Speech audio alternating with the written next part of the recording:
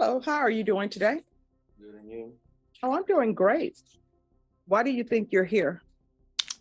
For compliance hearing for coming out positive. All right. And what else? That should be it. Well, let me just tell you the report I'm receiving on you.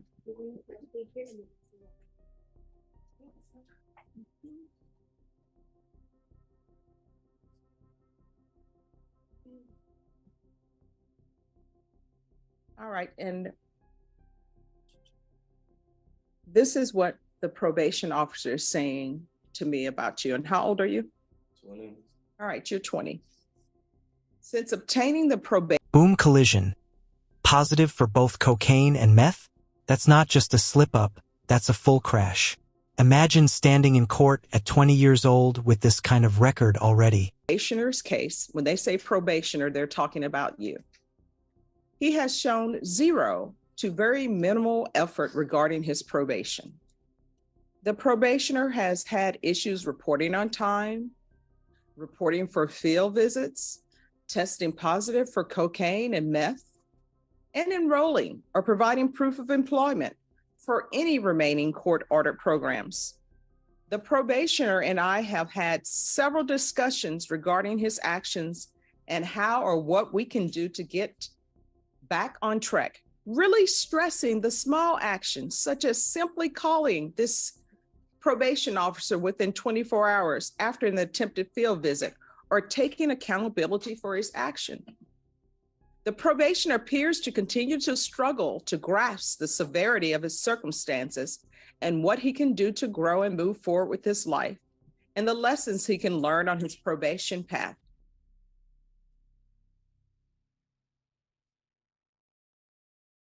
That's the report that I have on you. The report tells me you are doing nothing, zero, nada. Why are you doing nothing on this probation in this court other than using drugs? I have attended. Handcuffs on in open court. That's Judge Boyd sending a crystal clear message. Probation isn't a game. Quick question for you guys. Would a wake-up call like this change your behavior? Or would you still push the limits? For the 4 classes, and we have had. No, they say you don't even call in. Probably when they come for a field visit. Yeah, they say you're not doing the simplest of things. And what I can tell you is you've had 3 motions to revoke in this court. So, and I know that each time you came before me, I've told you that you're looking at up to 10 years in the prison. Deputy Laura, could you do me a favor? Could you place the handcuffs on him, please? Each time you come before me, I know I've told you you're looking at doing 10 years in prison. Obviously, your mother. An attitude adjustment at ISF, basically legal boot camp. Translation: you either straighten up here or you're staring down a prison sentence.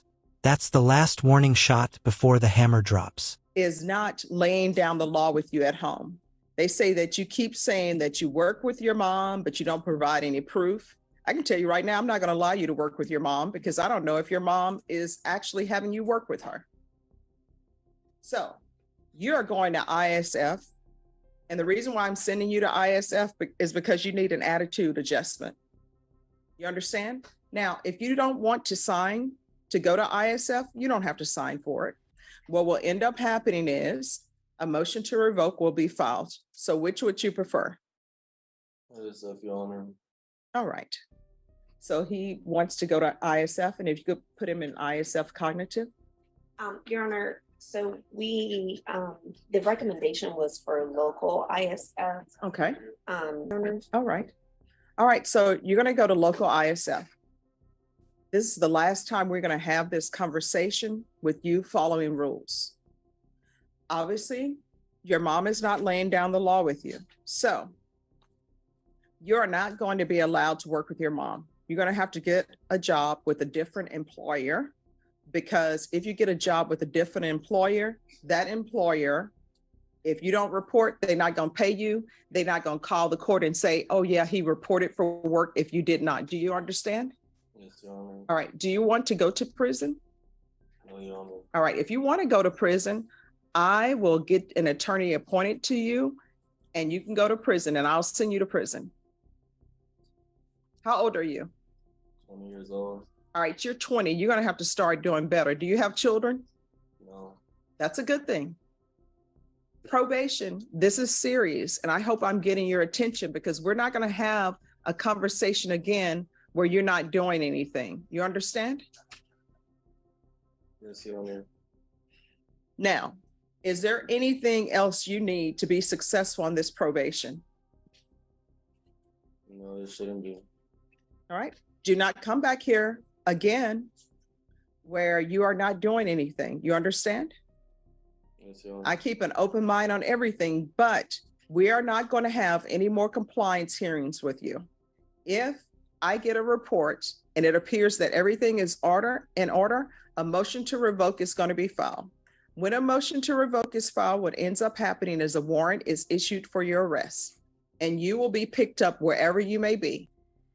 You could be at the grocery store in the middle of checking out or have already checked out. You know what's going to happen? Those groceries are going to be put to the side and they're going to take you to jail. If you are at home, they're going to pick you up and take you to jail. If you're in the middle of watching a movie and you're at the part where they're about to solve everything, guess what? If they pick you up during that time, you're going to miss what happens. Do you understand? Yes, Your Honor. In this court, probation is serious. In this court, communication is key. And probation officers know that I like for them to communicate with people. And that's why they put in here that they've had several discussions with you regarding your actions. Do you understand? Yes, Your Honor. All right, good luck to you. 3 CR 1042, State of Texas versus Celine Renee Briard. Can I have parties announced for the record for the state? Hank Wilkes for the state, Your Honor. Defense? Robert Gayona for the defendant. Are you Celine Briard? Yes, ma'am. How do you pronounce your last name? New defendant, new drama. And right away, you can see Judge Boyd running through the probation paperwork like a checklist magnifying glass tilted right. Now, corner cutting here. Every I dotted, every T crossed. Briard. Briard? Oh, I was doing great.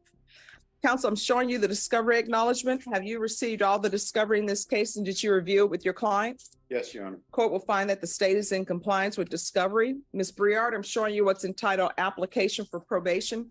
Did you review that with your attorney? Did you understand it and did you sign it? Yes, Your Honor. Showing you what's entitled true bill of indictment. Did you review that with your attorney? Did you understand it? Counsel, do you waive the reading of the indictment? We do, Your Honor. State, are you proceeding on the indictment as presented? We are, Your Honor, but we're waiving count 2. Any objection? No objection, Judge. Ms. Briard, I'm showing you what's entitled court admonishments. Did you review that with your attorney? Did you understand it and did you sign it in all the appropriate places? In count 1, you're charged with the offense of fraudulent use or possession of identifying information, 5 items or more. That's a state jail felony. Range of punishment is anywhere from 180 days in the state jail facility and up to a $10,000 fine. Did you understand? Yes, ma'am. And exhibits 1 and attachments, the court will find there is sufficient evidence to find you guilty and the court will find you guilty. Are you proceeding with sentencing? We'd ask that you would, Judge. Anything you wish to say on behalf of your client? Judge, that if all of the plea bargain agreement allowed her to be released today, she can report for any type of appointments that are necessary for completion of probation. All right. So how many children do you have? All right, excuse me. In this area, you all are blocking probation. She cannot hear, she cannot see. I have 3 children. I'm expecting. All right. How old are your 3 other children? They're 2, 3, and 5 months. And where are they? They're with their grandmother. So how long have they been with their grandmother? A couple of months, Judge. Why? I just had some things going on. I thought it was best for my mother-in-law has custody of my kids right now. Why does she have custody? Oh, because I had I'm sorry, you're gonna have to speak I up. had a CPS case going on because of my son had got out of the apartment when everybody was sleeping early in the morning, and so Is this the 5-month-old? no, no, ma'am. This is a 3-year-old. Okay. So you have a CPS case. Yes, ma'am. It's currently about to be closed. Oh, it's about to be closed? Yes, ma'am. So that means if it's about to be closed, that means, and your attorney does CPS work, right? So tell her what that means, counselor. Judge, what happened was it turned out to be a safety plan, an investigation in which I met the safety placement and she verified everything. So, If everything pans out, she knows it will be closed. If not, it could go legal. and We looked the into it reason why further. they do the safety plans means exactly what it says, safety plan. Yes, ma'am. So what's your drug of choice? I mean, I don't do any drugs right now, but I was using methamphetamines, but I've been sober for quite a while now. All right, how often were you using meth? Like maybe every week, every other week. It just depends. When's the last time you used meth? Like 4 months. And there it is, meth. CPS cases, custody loss, and now court sentencing. Notice how the judge zeroes in on the why, protecting kids. This is where legal consequences collide head-on with real-life parenting. All right, so that's probably why CPS was involved. When's the last time you had employment? I was right before I was arrested. Doing what? I was doing home health care and working for a hotel at the front desk. All right, I can tell you right now, I don't allow people on probation here to be home health care providers. Yes, ma'am. How far did you go in school? To the 8th grade. See, and this is nothing about you, but this is my problem with home health care providers. Home health care providing is turning into West telemarketing. They don't do background checks. They're just letting anybody come in. And maybe I'm wrong for saying this, but they're looking at the bottom line, the dollar line. So I'm being told that they're letting somebody with an 8th grade education who has meth issues, who has 3 children that she doesn't even have custody for them, work as a home health care provider. Thank you, home health care provider people. So that is why I don't let people work as home health care provider. Now, maybe once you get your life together, maybe that will be a good fit for you, but I'm not going to allow that. Yes, ma'am, I understand. So why do you only have your 8th grade education? I just never furthered my education, but I am in, actually just before I got arrested, got some GD books from the library, so I am trying to pursue my GD. Okay. So what are you planning on doing with your rest of your life? What are your hopes, your dreams? Well, after I get my GD, I want to be a cosmetologist. So. Okay. Hey, that's doable. But I will tell you this, anything that requires a license, when you have convictions, before you start spending all that money to do it, you need to find out from the state, wherever you're going to be licensed, if that's going to be a hindrance to you. Yes, ma'am. Not saying that it will stop you, but it may cause complications. Yes, ma'am. All right, counsel, is there anything else? Oh, yeah. All right, this is what the court is going to do. The court is going to sentence you to 2 years in the state jail facility, suspended and probated for 4 years.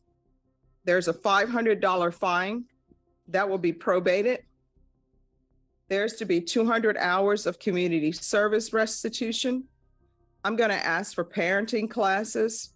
Judge Boyd doesn't just hand down punishment. She delivers a life lecture. Police Carlight, your children are your responsibility. This isn't just about probation. It's about survival, accountability, and second chances. Question is, will she take it? Parenting classes you deem would be appropriate for her. Obviously, it needs to be intensive, because for them to say that the children are to remain where they remain, that means that she didn't do any. So I'm going to want intensive. There's to be restitution and no contact with Juan Palomino.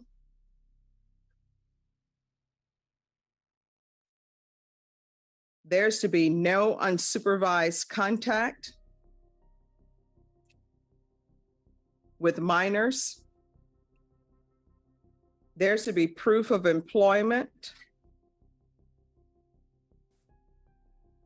within 30 days of release. There's to be no employment as a home health care provider or with minors. Regular reporting by Zoom or in person. The UA hotline until further notice.